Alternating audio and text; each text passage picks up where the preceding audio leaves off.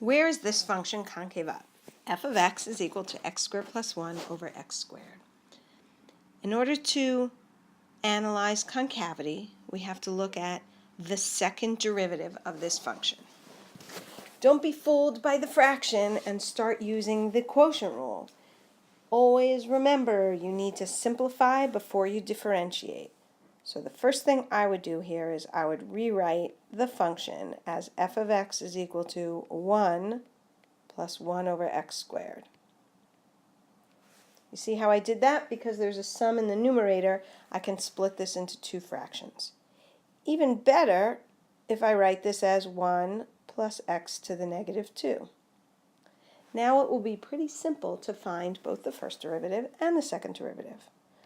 First derivative, f prime of x is equal to, the derivative of 1 is 0, and the derivative of x to the negative 2 using the power rule is negative 2x to the negative 3.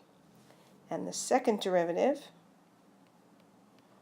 is, using the power rule once again, positive 6x to the negative 4, or in other words, 6 over x to the 4th.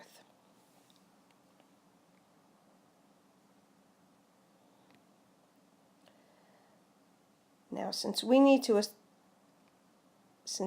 to analyze the concavity of this function, we want to know when is this second derivative positive. That's when it's concave up, right?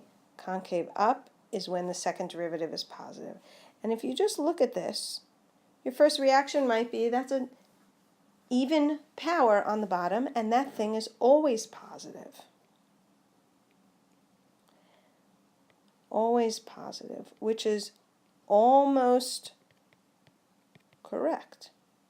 Let me put the always in quotations, because this is only positive for every x that's in the domain of the original function.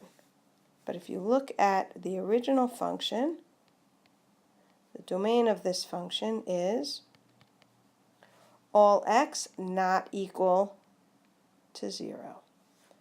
And so the second derivative is positive for all x in its domain, and therefore the answer to the question is concave up on the interval, or I should say the intervals from negative infinity to 0, not including 0, union 0 to infinity. Make sure you leave the 0 out of that final answer. The end.